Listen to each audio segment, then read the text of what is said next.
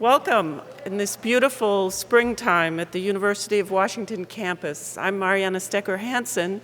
I'm professor of Danish and Scandinavian Studies, and I represent the Department of Scandinavian Studies, which is the host department for this wonderful conference. So we're here for the plenary session entitled Baltic Literature at a Crossroads.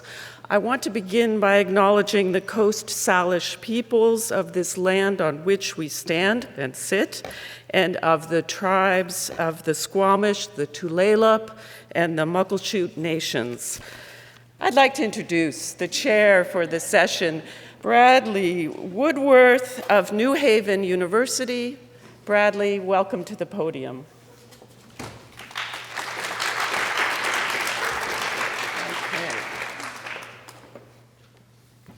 Thank you very much. In this session, we will hear a poem, Baltic Elegies, by the Estonian poet Ivar Ivask, first published in 1987. Afterwards, and if you're following in your program, we will hear from two of our conference attendees, Laima, Vincė, independent scholar and translator, who will speak on the topic, The Intuition of Matilda Olkinaitė's Poetry, a poet writing at a crossroads in time. After which we will hear from Inara Verzemnieks from the University of Iowa, who will speak on the theme, The Resurrectionists Using Creativity and Research to Reanimate the Past. My name is Bradley Woodworth, and as you heard, I'm a faculty member at the University of New Haven. I am the program manager of the program in Baltic Studies at Yale University, which will be the host of the 2024 conference, but you'll hear all about that a little bit later.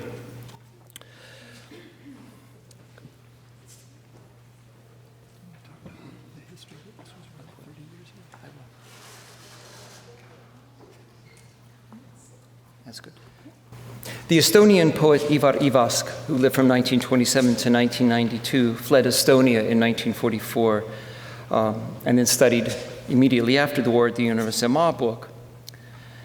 He spent his career as a faculty member at several universities in the United States, including the University of Oklahoma from 1967 to 1999, where he was a professor of comparative literature. That's 1989. From 1967 to 1991, he was the editor-in-chief of the International Literary Quarterly, World Literature Today. He was married to Latvian poet and translator Astrid Ivask, who lived from 1926 to 2015. We will hear today a number of conference participants, both on live here and in person and recording, read the 20 sections of his great poem, Baltic Elegies, which was first published in 1987. We also have, among the 20 segments, an audio recording from the poet himself, Ivar Ivask, recorded in 1989 in an interview with Estonian radio, Viker Radio, by Mari Tarand. The poem begins with an epigraph, which will be read by Dr. Mike. No, or I will read the epigraph, yes. For Czesław Miłosz, grain and other products of the earth, they, the Esti, cultivate with a patience and are the only people who gather in the shallows and on the shore itself the amber. Tacitus. So Michael, you will start with the first. Is it this one right here?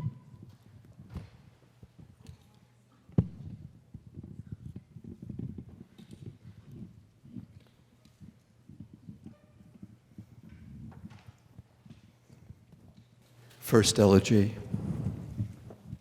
Bolts of Baltic lightning, Siberian gusts of wind, morose clouds of mutual suspicion, pollution, contamination, radiation, still at safe levels, they say. The cows know better, scarcely licking the bark of birches, avoiding midsummer's tall grass. Explosions, conflagrations, decimations. Folk songs never foresaw this. Folklore did not prepare us. Agrarian lullabies, rustic Bibles float defoliated on the breeze. Water sprites bless one more time, then drown in murky pools of urban superstition. With so much know-how, what ignorance? With so much affluence, what want? With so much expectation, what disillusionment? And so the spinning wheel unwinds into a comet. The spindle spawns a rocket to heave this whole age into a black hole. Ageless, noiseless, beyond peace, beyond understanding, except for the cloudberry, of course. The lingering lingonberry, perhaps. One more, one last, one forever time.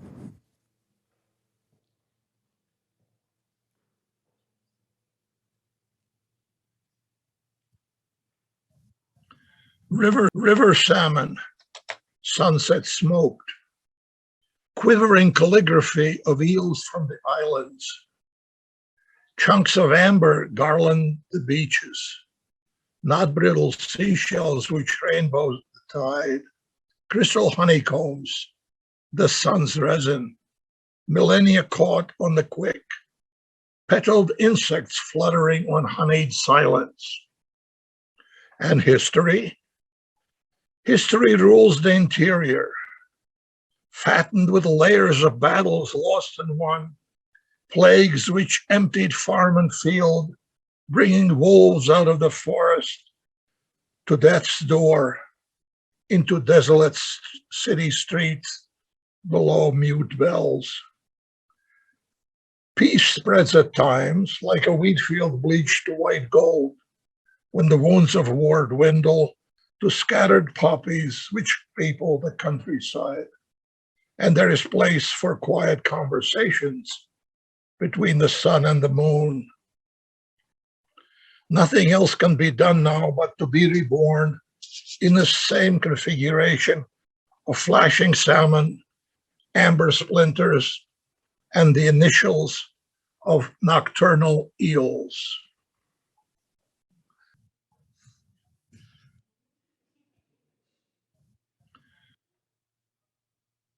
I am delighted to note that I have a personalized copy sent to me by the author, Ivask, with Midsummer Greetings from Norman in 1987. Here is his third elegy. Strange to hail from almost anonymous shores in overexplored Europe, where the Baltic still hides a lunar side, unilluminated except for subjugations, annexations, which continue unabated for centuries. No problem for anyone to name the Nordic countries from Iceland to Finland. But how about the Baltic ones? Surely one and the same language is spoken there. If not Russian, at least something akin to German. You will never guess unless we unravel the skein of Indo-European and Finno-Ugric language families. Ponder Babel to clear up the Baltic, and who has time for such marginal myths? We persist with the subsoil. Grass is another favorite metaphor. Trampled upon, it springs back. Or limestone cliffs filed away by gales, yet undefiled, withstanding millennia. It is strange to hail from the dark side of the moon while supposedly we inhabit the same planet. There are third world pockets inside Europe one tends to overlook.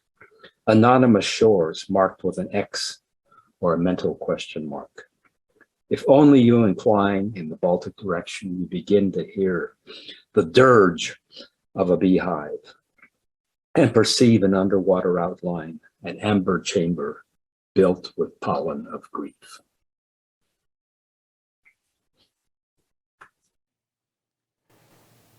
White and tranquil foam-washed beaches, ritual spirals written in sand, opened up to trailing cloud shapes. When love descends, creation ignites the sunset's wheel. A dove ascends to kiss the evening star, brother of stone, the pebble right here at your feet. Northern lights can leap from such pebbles to the polar star and back, to lend an icy halo to the face you love. From midwinter to midsummer, the same waves tide over your heart. Without fail, the wild swans depart and return. You count your blessings one by one into a birch bark basket lined with loss. Eternities ago, your mother died. Ever since, you stem the leaning sky with your shoulders and bear the night on your extinguished brow. Ever since, you have become father to the evening dew gone at dawn, to the inquisitive thrush in your window. You write ritual spirals in poems and offer them to the four winds.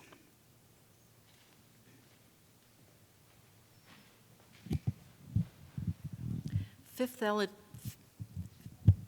Elegy. Who will ride out? Who outlasts this battering storm? Ancient oaks have already been split to their core, pliant junipers bent into hoops for the wind. All chaff has been chased from these lands. The turn has come for hardened grain to be sown between rocks and dunes. But wheat fields do not sprout from drifting sand. The forest gave shelter to your brothers. Your sisters have hid in the lap of the sea.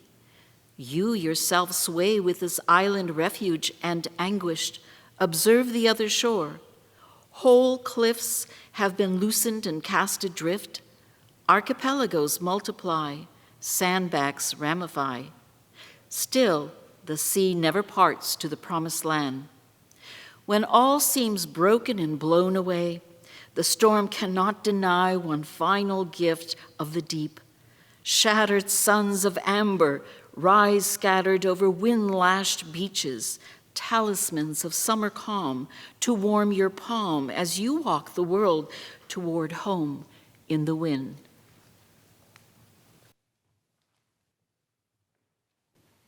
Sixth Elegy.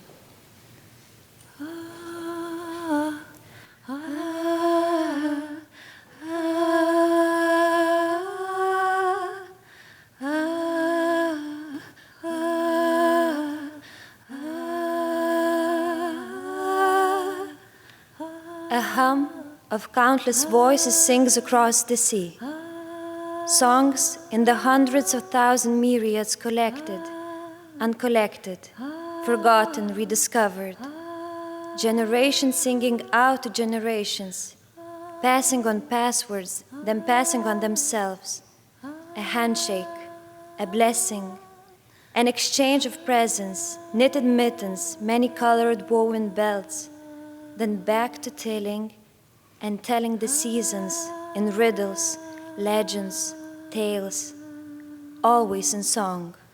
So much sweat poured into those fields, rose later as grain but also much higher, as rhythmic song from human throats, which defied serfdom, gravity like larks.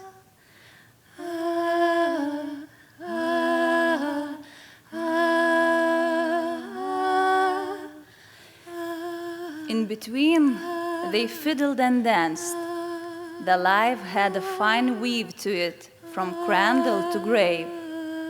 They do not need our commiseration, for they persisted and survived, no question about it. Song, be their witness. They have more reason to worry about us, the present generation, whose life has no weave at all, whose song needs special occasions, who have lost the touch to dance all cares away. Our elegies sing chiefly of survival. They live too richly just to have us die.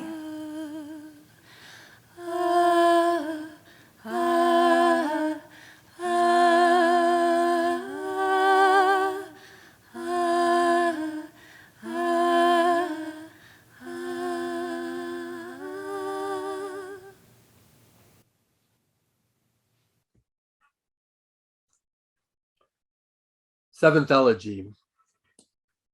Feminine presences shape the Latvian landscape, rule and dominate through my mother, whose December child I am, through my nurse who took her place when she died in midwinter, through my wife who helped invent a lifetime of our soul's geography. Ilse Maria, Natalia, Astrid, Helena could be names of islands between continents, spanning different worlds. So they do, no life without them. Through them, the mellow flow of invention into tangible dreams, drawings which draw you into whirlpools of poems with coastal outlines, sheltering greens shot through with lilac and mauve, tiny grace ornaments which second our spiraling days. I owe them the body as home while I chart the path and motion of constellations which point north to my father's beginnings. But soothing forgiveness lies southward for me.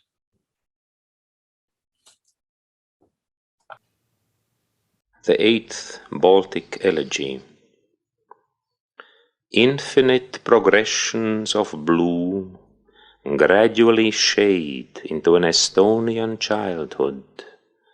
My father's eyes, the fragrant beehive of a paneled veranda, where I caught first the form of radiant windows and my language, Finno-Ugric, not Indo-European, a marvel of music and breathtaking brevity. The same vowel harmonies took me later to the labyrinthine lakes of Finland, which mirror similar constellations of the soul, where just a transparency separates heaven from earth. Salmon leap right through your heart, and you soon know where the world ends, and how and why. A piece of ice tells it, so does polished glass. But only alone, on a Karelian promontory in an August night, can you touch the great bear above or below you. Learn the last lore of the universe through your own heartbeat.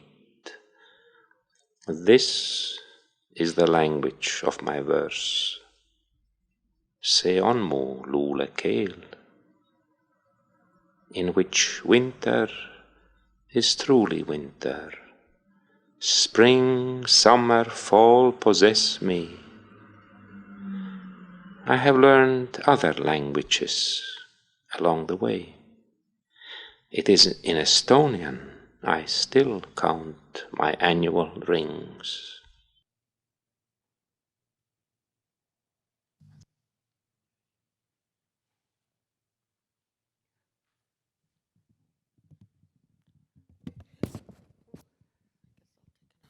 Ninth Elegy.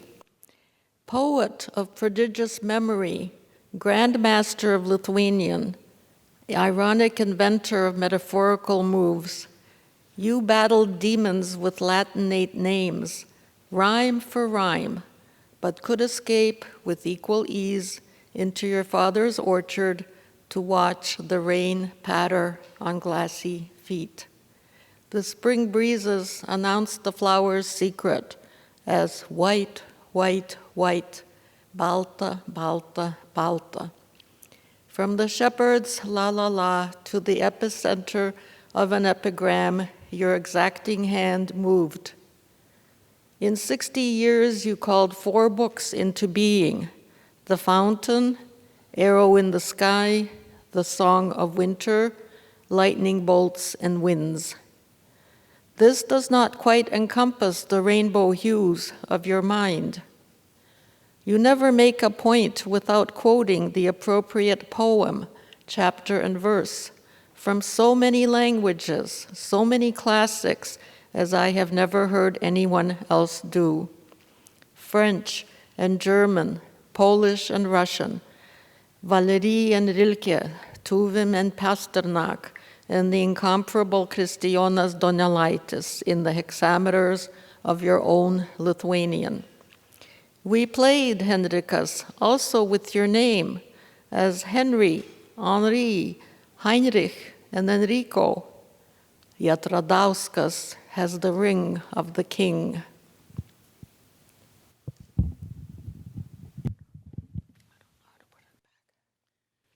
Tenth Elegy. Fold gently these fluid landscapes so that the colors retain their pollen. Leave them space to float and breathe across centuries, to comfort him who will bend to read their contours and follow three rivers with his eyes, the Daugava, the Nemunas, the Emajugi, three motherly currents which cross each land to stay as a lifeline embedded in each mother's hand. There will be days when the sky will unfold like a field of daisies, and there will surely be those when it will strike with a frozen fist. The profile of islands hardly will change. The row of amber is bound to grow shorter, but there are bound to be Balts, cornered in the Baltic, whose art will keep spiraling into infinity to bring them back to the Baltic again.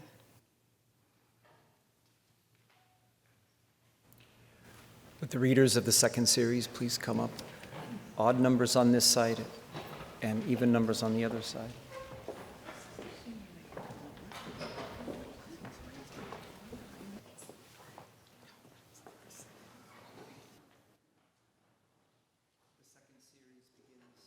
With an epigraph in memoriam Betty Oliver, the great Estonian poet.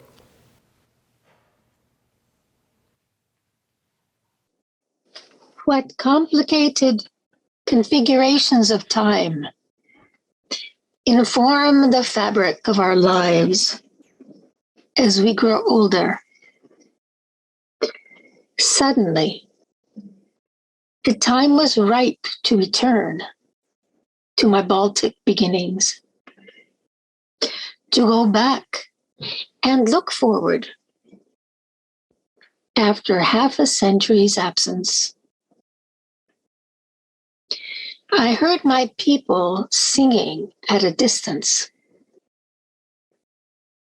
Half the nation clasped hands,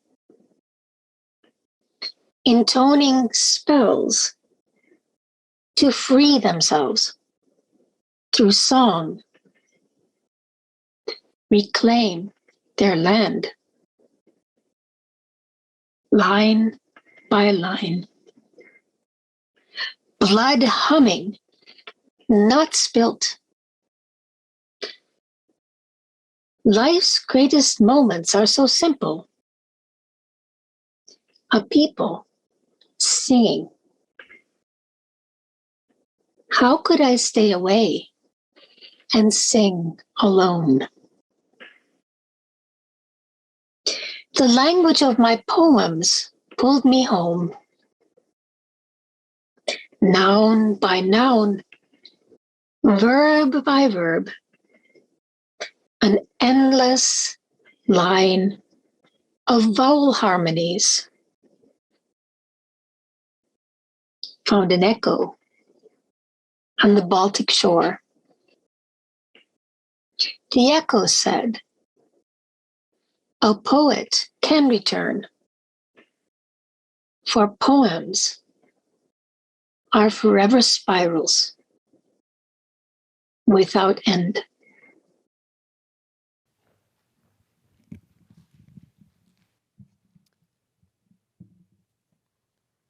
Second elegy. Two Sibyls in their 80s had awaited because their legs could no longer carry them, that I would come to see them one last time. The poet, Ivar, near the Mother River, from which her verse, like corals, gleams, received me in her home in Tartu. I brought her from my years abroad the drawing of an infinite landscape. My nurse, Natalia, alert in her confusion, a hunched strength like St. Simeon's in Valmiera, where we did meet to learn to say our names aloud, not whisper them in dreams. As layer after layer of estrangement fell away, a year each minute, we could embrace and weep again in the first circle of my childhood and her youth, the very first which counts for good, the circle none of us has ever left. The line of Ivar's poetry, unbroken, the prayers of my nurse, unceasing, have been the thread that helped me leave the labyrinth of exile. Third elegy. The birch was there when I was born. The birch was there when I returned 43 years later. My closest relatives had died. The roof collapsed on the veranda of our summer home. Around it, nettles grew the height of man to sting me better in the eye. Could this have been my childhood place where I began to love the earth? Only the birch was there to give an answer. It had not moved. It had not changed. It had become more firmly there for what it was created, a witness to both earth and heaven, a messenger from past to present, a tree shaped like a guardian angel.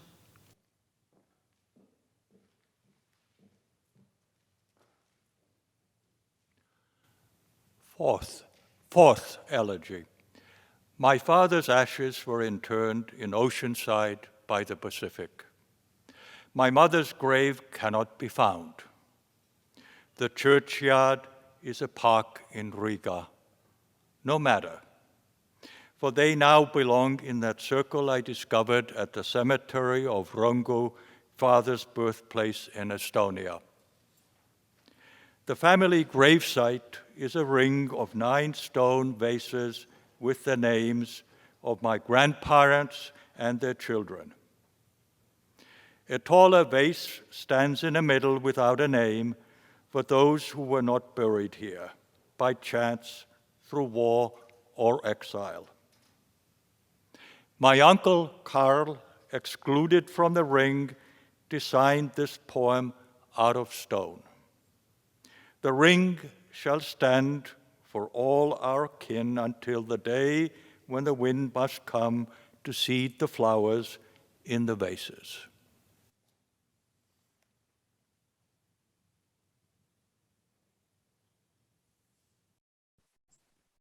As I walked the streets of Vilnius, I thought of 2 poets named Miloš, Oscar the mystic who wrote in French, and the philosophical Czesław who chose Polish, both filled with tenderness for Lithuania as they lived in Paris and Berkeley. My fate brought me here from Oklahoma, yet immediately I felt at home, watching the sun rise and gild St. Casimir's crown atop the church that bears his name. White and roseate Baroque, it could well be next to an abbey somewhere outside Vienna.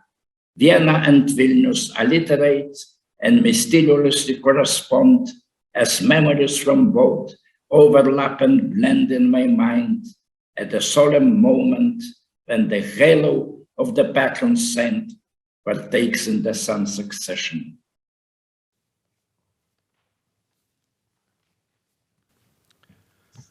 Sixth elegy.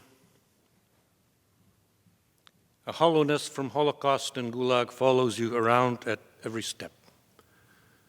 The brittleness of everything is evident at every turn. Trust between people is worn down to yellowed paper thinness. A living act out of their daily doings in the median range against a silent backdrop of all those who perished in extremes of ice or fire.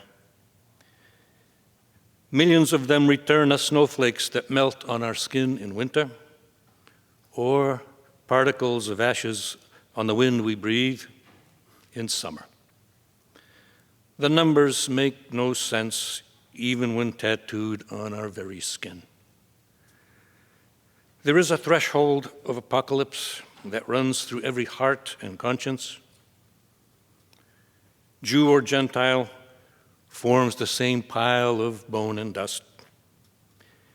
Yet every living being fights the vortex of annihilation in every way, on every level, all through his life. Still, there must remain an element of lament in every jubilation, even for Mozart and the lark. Seventh Elegy.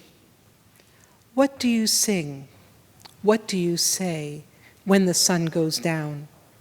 When the ball of blood is squashed in a shadowy mesh? What are the spells to make it pulse again?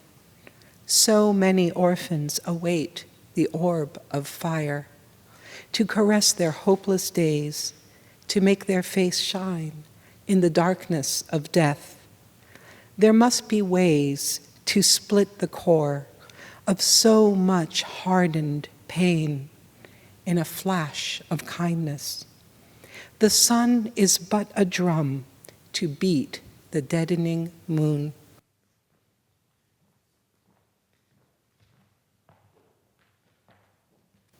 Eighth Elegy. Native earth crumbles in brown rolls of rule. Natal waters flow into linen sheen. Fire from the hearth makes the pattern glow. Stands of batches in a net of fields. Our own passing, woven into roads. A geometry of ages envelopes you and me, where the only distance is from tree to tree.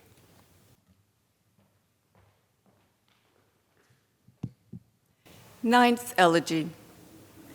Pasternak's grave in Peredelkina is a radiant point of reference for rowan berries, pines, and walks that he and I took in Marburg in different years of this tormented century.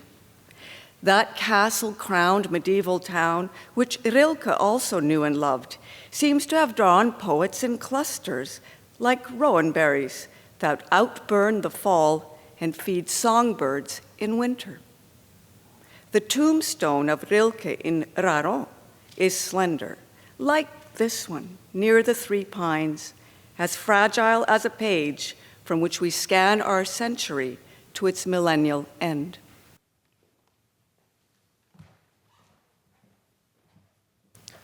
Tenth Elegy. There is a Baltic music beyond words and language, a region in repeated chords of rain and winds, of linden blossoms and of swarming bees. A melody persists, not written down by anyone, nor will it ever be, that haunts the dreams of generations. In October, you can clearly hear it all along the undulating coastline and its counterpointed islands. It hovers over autumn asters. It grows in widening rings as if a stone were thrown into a lake upon the world's creation. This is the place where music leans its Jacob's ladder for our soul.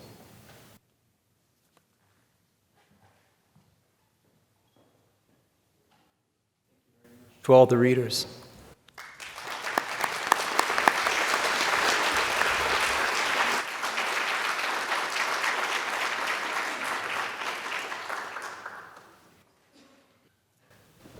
So next we will hear from Laima. Laima, please, thank you.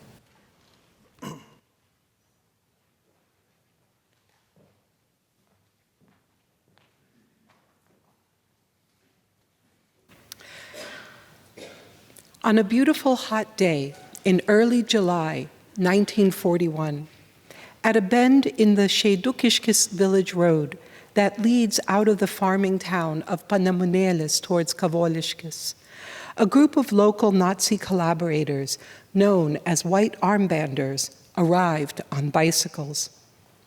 They left their bicycles in the forest across the road from the isolated farmstead that belonged to the farmer Petra Sharkauskas.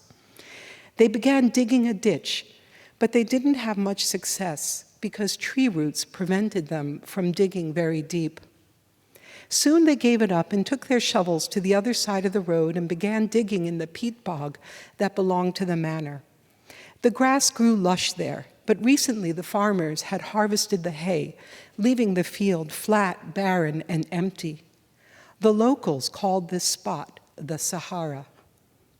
Soon they left, returning shortly afterwards, riding their bicycles alongside a wagon load of people, pulled by 2 horses over the rutted land. The blindfolded captives sat in the wagon, guarded by 2 armed guards, one in the front and the second in the back. The captives in that wagon were Litvaks, Lithuanian Jews. They were the Olkinas and Joffe families. Joffe was a local miller, and Noachas Olkinas was the local pharmacist. He was known to the community for his kindness, often administering medicine free of charge to those who could not afford to pay. His eldest daughter, Matilda, was a student of French and Russian literature at Vilnius University and had already made a name for herself in Lithuania for her beautiful poems composed in literary Lithuanian. In August 1940, when she was just 18, Matilda Olkinaitė wrote in her diary, "It's been a strange summer this year. Every goodbye is painful, and it seems as though everything is passing and will soon be gone forever. When I parted with my love, I felt as though I'd never see him again." When the wagon reached an incline, the captives were ordered to climb out and walk the rest of the distance at gunpoint. They were prodded and pushed towards the crest of the hill where the field meant dense forest. There, they were ordered to undress. Hidden behind a haystack, an 8-year-old girl watched. She lived to tell the story decades later when she was interviewed by the Holocaust Museum Oral History Project. Aldona Dranseikienė recalled, "We heard screams and cries coming from the hillock. That went on for a very long time. Who knows what went on there? Only much later in the afternoon, we heard their final death cries and the gunshots." Not even a year after Matilda had written that diary entry describing her haunting intuition, she and her 2 younger sisters, Mika and Gruna, and their parents and the Joffe family were murdered by a group of local men from their small town. Their bodies were dumped in an unmarked shallow grave and were forgotten by history until their memory was brought back to life by the work of a local historian, Violeta Aleknienė. Then a theater production based on Matilda's diary and poems was performed by the Rokiškis Community Theater. All that remains of Matilda's brief life are her handwritten notebook of poems and her diary, relics that survived only because the Panemunėlis priest Jozapas Matelionis, a dear friend of Noachas Olkinas, hid them on a secret shelf behind the great altar of the Panemunėlis church. During the second Soviet occupation of Lithuania in 1944, the priest was deported to Siberia. Had he not survived, Matilda's diary and notebook of poems may never have been recovered. Decades later, Matelionis told the organist Andrijauskas about the diary and poems, and he recovered them and brought them to Holocaust survivor Irena Veisaitė for safekeeping. In 2017, Irena gave me permission to translate Matilda's poems and diaries into English and publish them for posterity. Matilda came from a community that had been lost to Lithuania, a community of Jews, Lithuanians, Poles, Russians, Germans, living together as neighbors without the bitterness of history and ideology to divide them. It was a brief time of peace between 2 world wars that tore Europe apart. The joy we find in Matilda's poems and the despair survive as a testimony to both peace and war. The poetry and diary of this Litvak poet reflect on a moment when Lithuania was in the historical crossroads between a peaceful interwar independent state, Soviet domination, and rising anti-Semitism in Nazi Germany that led to the Holocaust in Lithuania. The emotional underpinnings of Matilda Olkinaitė's poetry are expressed through a personal set of symbols derived from Jewish biblical imagery and Lithuanian folklore. This notebook of poems, written by a teenage poet, narrates through agrarian imagery, metaphor, and a uniquely local combination of a Lithuanian and Jewish worldview, the transition from a young girl's peaceful life in a rural town where she perceived no difference between herself and her Christian Lithuanian friends and neighbors, to a growing perception of herself as a Jew marked by history. Matilda's earliest poems were published in popular Lithuanian children's and youth magazines of the 1930s. Her first poems were published when she was 9. These patriotic and pastoral poems are a testimony to the innocence of Matilda's childhood and the simple joys of rural life. These two poems were written in 1937 and 1938, when Matilda was 15 and 16, and express her close relationship to nature. The Death of a Butterfly. Voiceless, silent, like the evening mist, a young butterfly fell to the ground. Everything extinguished, faded, the sun in the heavens, the earth, the white rose. The butterfly lamented her harsh fate, pleaded for the sun's warm rays to shine a while longer, just a few moments to revive the white, wild rose. Howling, the wind snatched the butterfly. It was useless to resist. Silently, voiceless, like the evening mist, for eternity, the fair butterfly's life vanished. Good morning. Oh, the sun has woken and leaps from her bed. She opens one eye, another, good morning. And all the flowers rejoice, all the flowers and the birds. They call out one after the other, good morning. And into the grand dewy meadow, the girl sends the herd, and the flowers greet her, and the sun and the birds. And everywhere, it's just the sun riding her chariot across the sky, diving into the creek, the sun in every blossom, in every cup, in every drop of dew. But the sun shines most in the eyes of the little girl.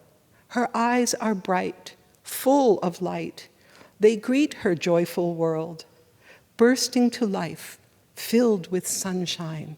Good morning, good morning. In the autumn of 1938, Matilda's poems shift from nature themes to reflections on her Jewish heritage.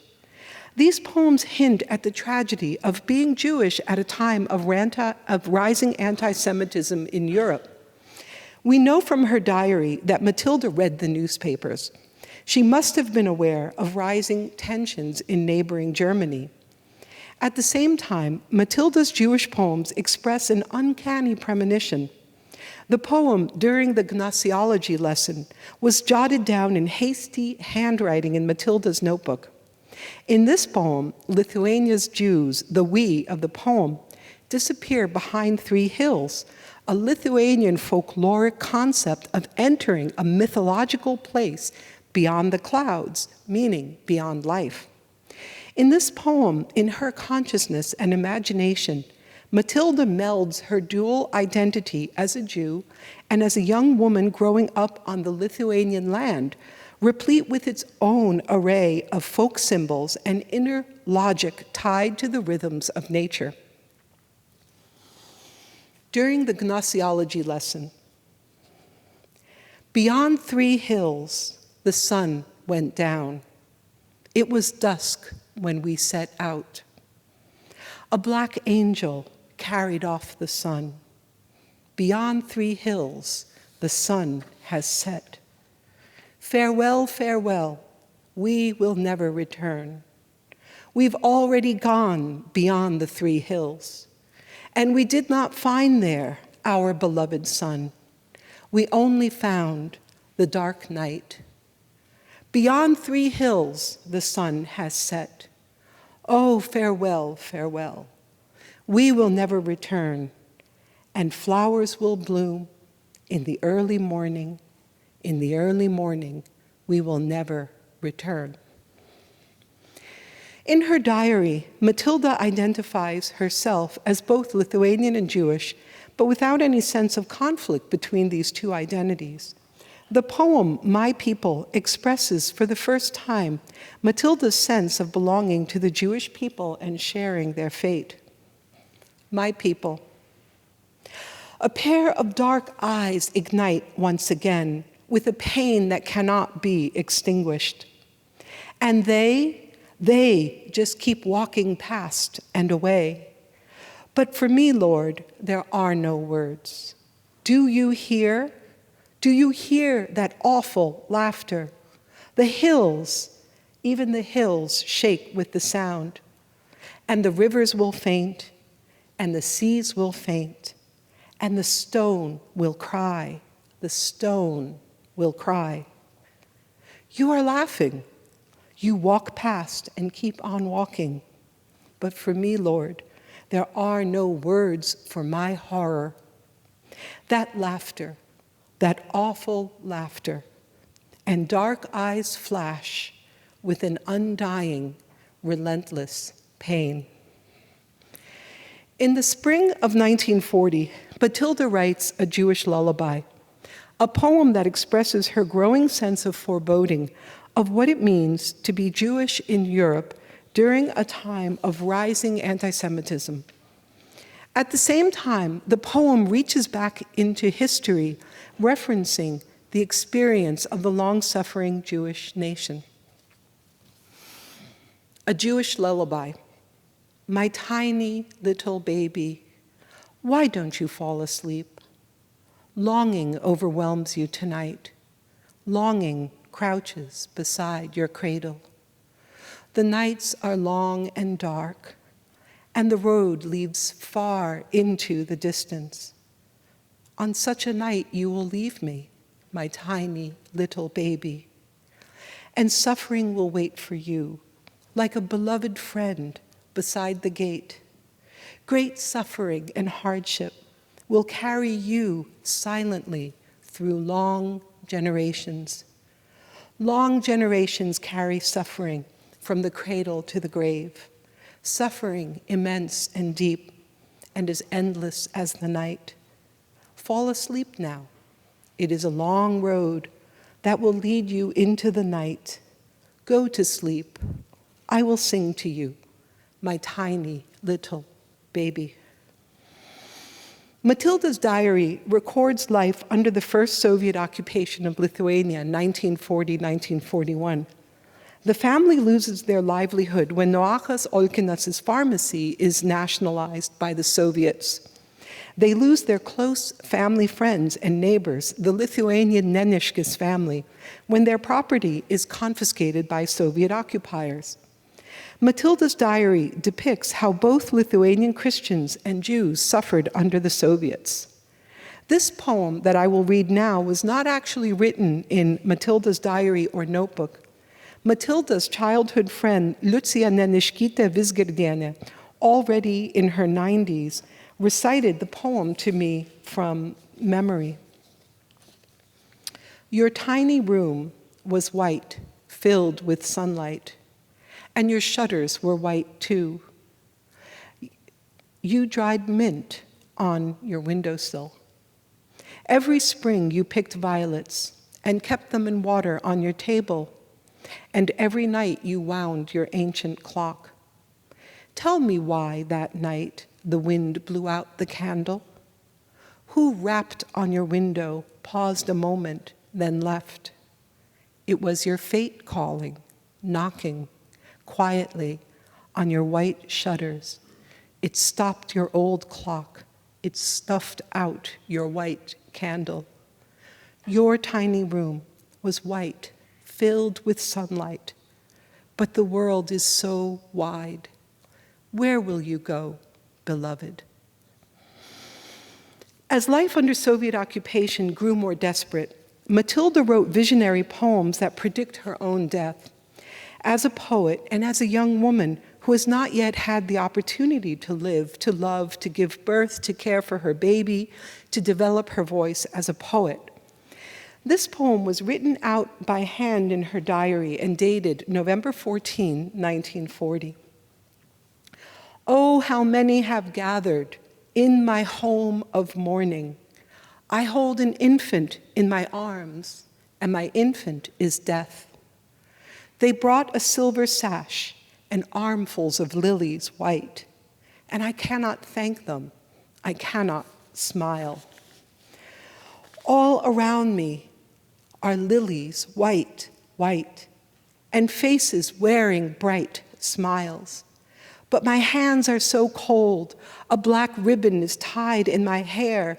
Someone has trampled my love, the whitest of white blossoms. And among the wilted lilies, I see them, I speak to them. Oh, how many have gathered, and no one will see love. I hold an infant in my arms, and my infant is death.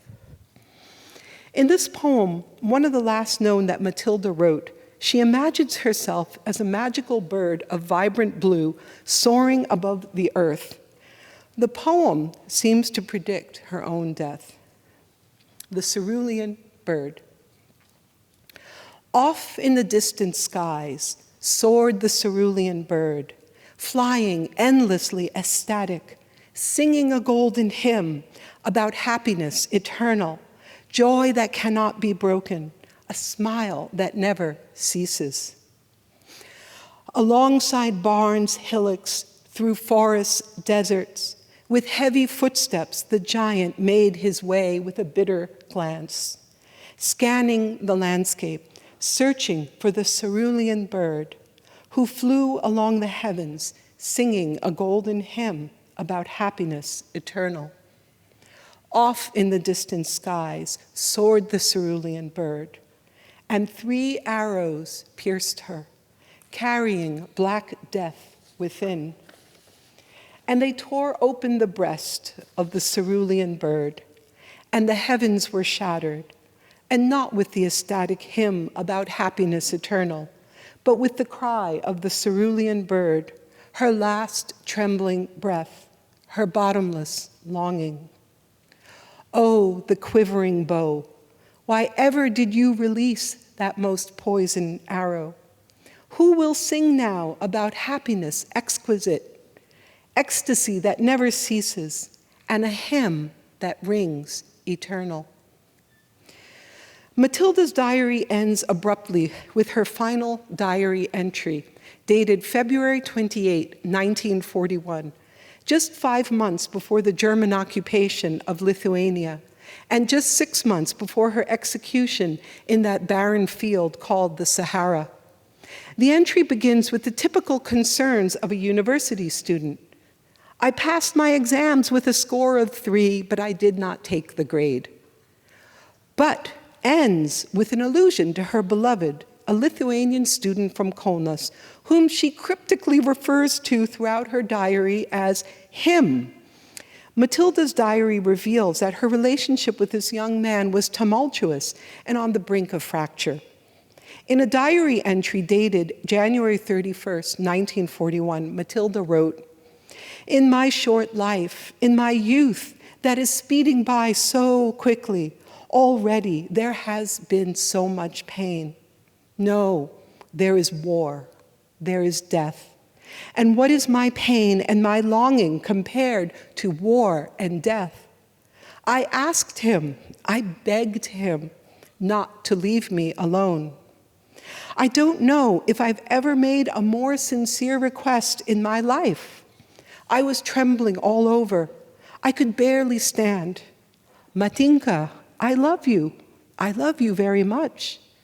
Yes, he loves me, but his momentary love, meted out to me by the hour, is not enough for me in the face of my endless, boundless love." In the last two sentences recorded in her diary, Matilda writes, "I did stop in Kaunas, and now I am determined to study hard to quiet my conscience."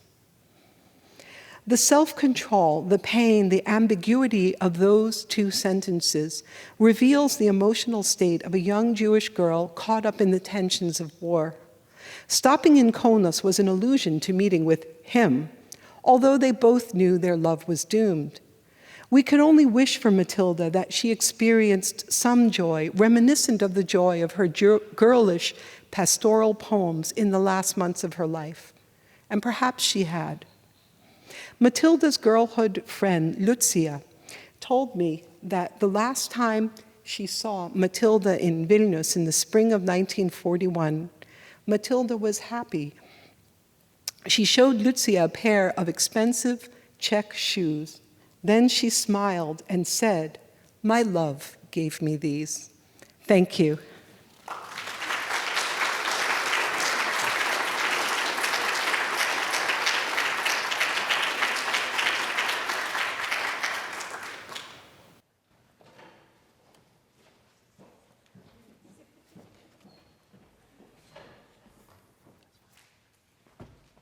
First, I just want to thank the organizers of the conference, and I also want to thank AABS for including me. This marks a kind of homecoming for me. I'm actually a graduate of the University of Washington as an undergraduate, and in fact, I think I took Geology 101, affectionately known as Rocks for Jocks, in this very lecture hall. It also marked a time, though, of awakening for me in terms of my own literary desires. I spent a lot of time over in the communications building working for the student newspaper. And at that time, my focus was really on journalism itself. At the same time, as someone who had grown up reading poetry and being immersed in the rich literary culture of my grandparents who were refugees from Latvia after World War II, I was also really fascinated with how virtuoso reporting could be married with artful, arresting prose. It marked the beginning of my book, although I didn't realize it at the time, my memoir, Among the Living and the Dead, which I spent a number of years after my graduation from college trying to figure out how to tell, what form it should take. And so I'm going to begin tonight by giving you just a little bit of a craft talk, because I feel that the particular area that I'm interested in literature, creative nonfiction, offers some really illuminating possibilities that we could consider alongside other forms of literature and other forms of scholarship. So when I began to get an inkling of an idea that I wanted to write about my family's story, I began traveling to Latvia. And I began doing that because I wanted to find a way to resurrect and reanimate the past in order to better understand the present. Like so many descendants of refugees, I felt haunted by a history that I had not experienced personally, nor which I could name, but I felt bound to just the same. Events which I had not been alive to witness, but which still had a profound effect on my life. Specifically, my grandmother's flight from Latvia during World War II, which led her across Europe during the height of the conflict, and her sister's decision to stay in their village, which ultimately led to her deportation to Siberia. I could not access this past as a direct witness, but I began to believe that maybe by immersing myself in the present-day life of the country, I could better interpret the events of the past that I had unearthed in libraries, in archives, and through oral histories. My goal on these trips to Latvia was to conduct research on two levels. One, to trace the shadows of history back to as many primary sources as I could, specifically the history of Latvia in World War II and the events that followed, as they affected everyday individuals, in my case, my grandmother and great aunt. At the same time, my other goal was to live with family in Latvia who remained in the village where my grandmother grew up, to attune myself to their everyday rhythms, to labor with them in the fields, to plant with them, to reap with them, to share the work of life with them, to feel alongside them, believing that this could offer an alternate understanding of my family's history, a country's history, in a way that was not just known, but also felt, so that I might make the historical personal. inspired by the work of such writers as Louis Urea and Nobel Prize winner Svetlana Alexievich, I began to consider how my training as a journalist might intersect with my training as a literary writer. Ultimately, I would return to Latvia for 5 straight summers, spending 3 months each time, living with my family, conducting research. I also came to spend several winters this way too. And I began to see how I might work with a literary form that could help me convey the sense of simultaneity I craved, of a present informed by the past, and that when past that when accessed and brought back to life, helped reframe the present. I share all this because I believe it helps illuminate how literary approaches might be considered alongside other forms of scholarship, how they can help us reconsider our histories in order to bring greater clarity and empathy to present plights. In my case, I embrace the form of literary nonfiction as a way to resurrect past events and reframe them in a way that renders the chaos and trauma in very intimate and human terms. It is a place where research and narrative artistry can intersect.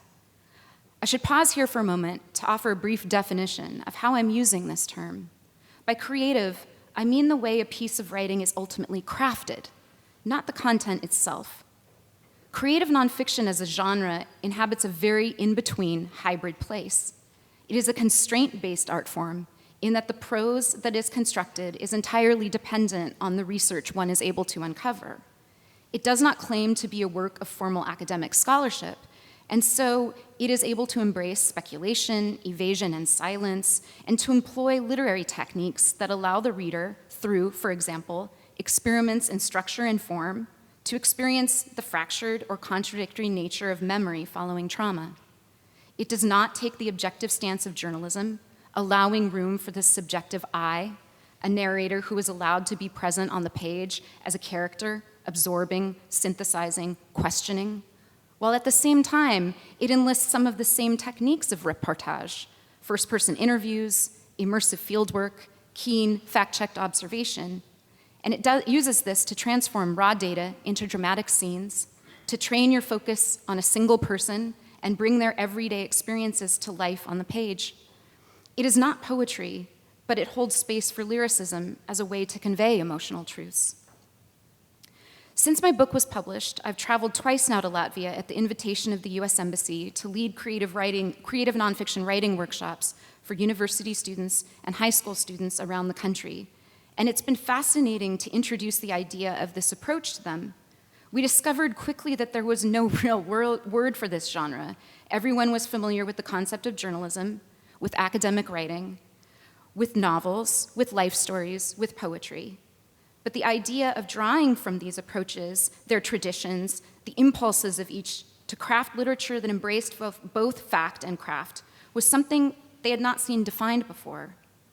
I should pause here to say that in the US, creative nonfiction is considered a growing area of literary practice and study in universities across the country, but still, it has several decades of dedicated, devoted attention.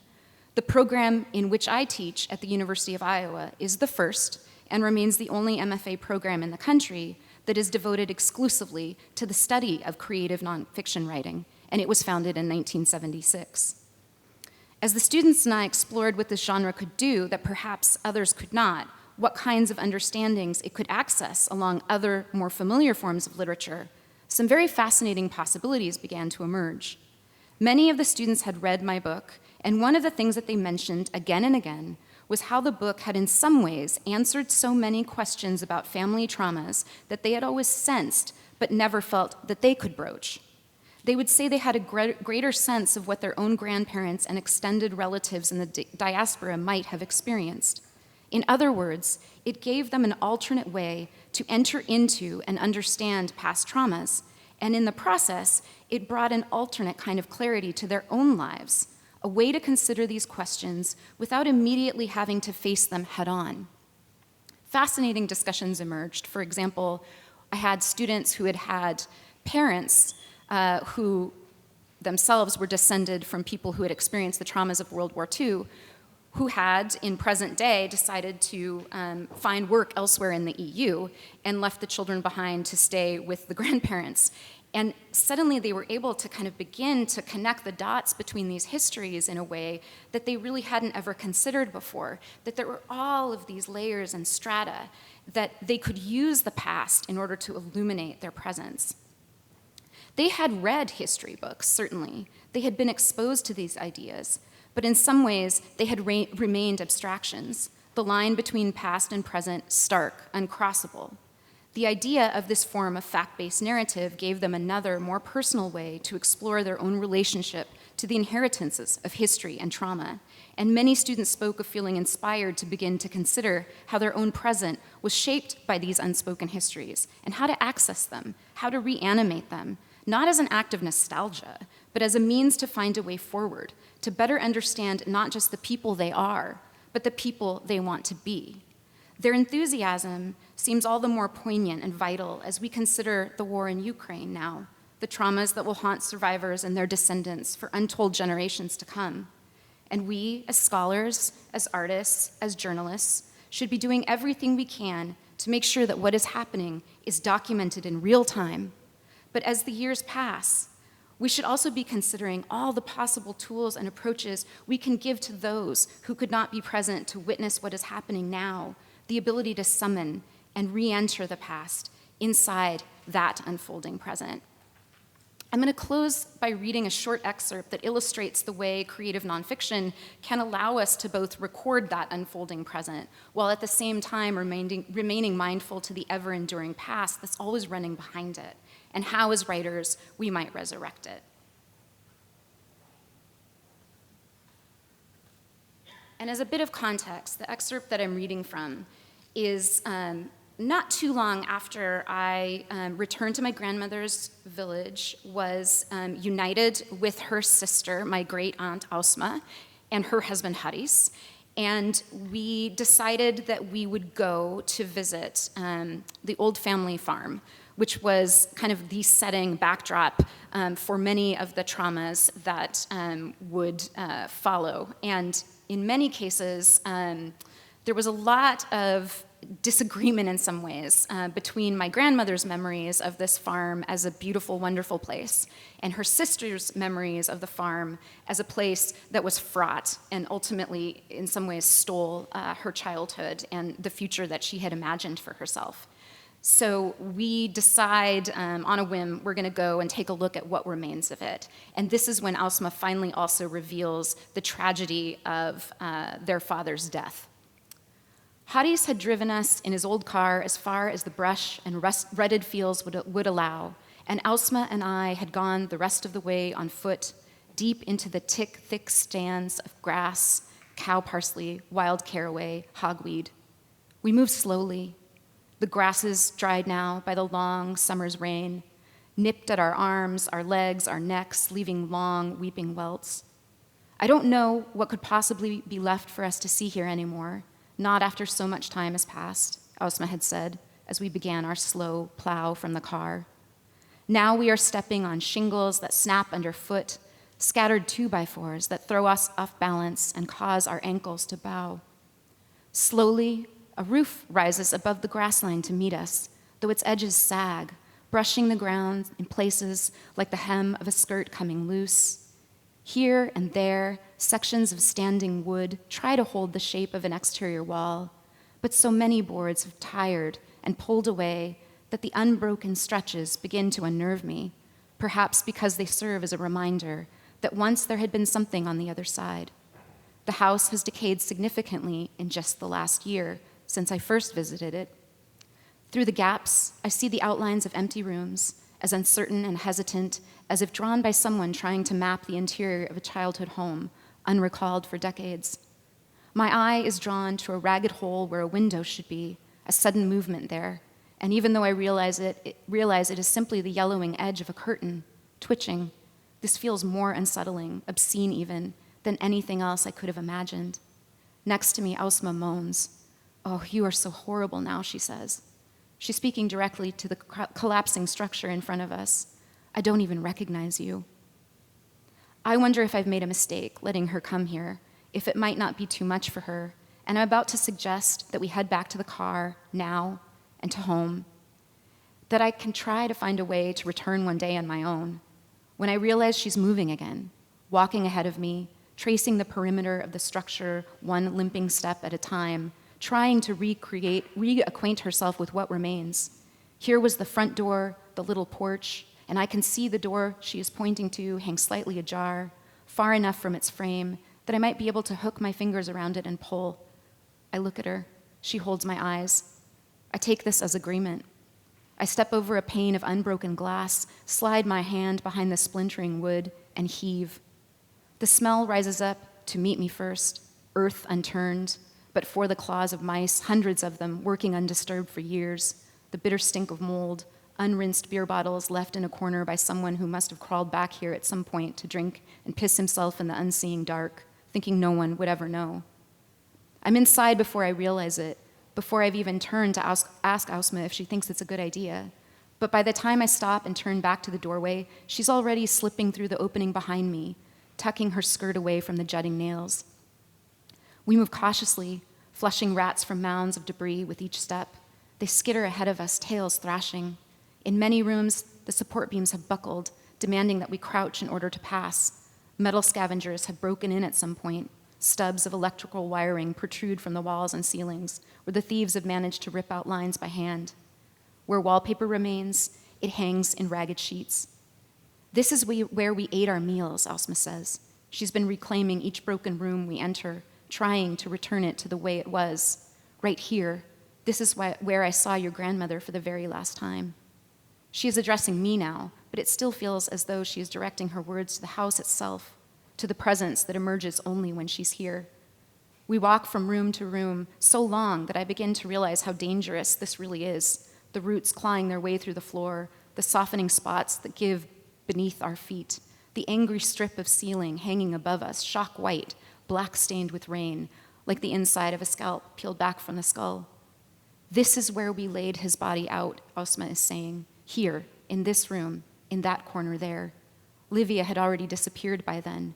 We didn't know where she was. We buried him without your grandmother. The floor creaks beneath our weight, little songs of grief, as if it is also remembering that day, the voices of the mourners.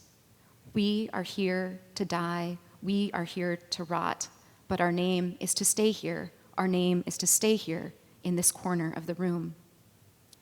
Giannis, that's the name his wife screamed, kept screaming after she found him, neck twisted, on the floor of the barn.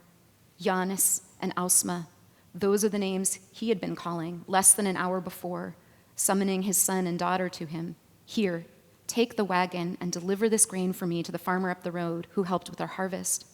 His voice was warm, riffled with drink. His cousin had shown up that morning, despondent over a woman. Giannis had taken one look at the man, then pulled 2 glasses from the shelf and uncorked a bottle. It was afternoon now, and the day was getting away from them, and so he decided to delegate, to send his 2 children to make the delivery, while he quickly climbed into the loft to get some hay so his wife could feed the cows. Then they could open a new bottle and go back to solving the problems of the heart. It was an accident, a miscalculation. He did not realize how close he was standing to the loft's lip. A misstep, a wobble. He tried to set a boot down to steady himself and step back into air. Ausma would later swear it was the ravens that told her first, circling in the sky overhead as she and her brother drove the horse and wagon in the direction of home. The raven ran into the skies, dripping gore. Quick, grab a broom made of linden branches, brush away the drops of blood. The raven has left. And that is one kind of telling. Here is another. A neighbor racing to the edge of the road, shouting to the figures on the wagon, telling them to hurry home to the farm, Lemby. That was the name the neighbor called out, not my great-grandfather's name, but the name of the farm. Thank you.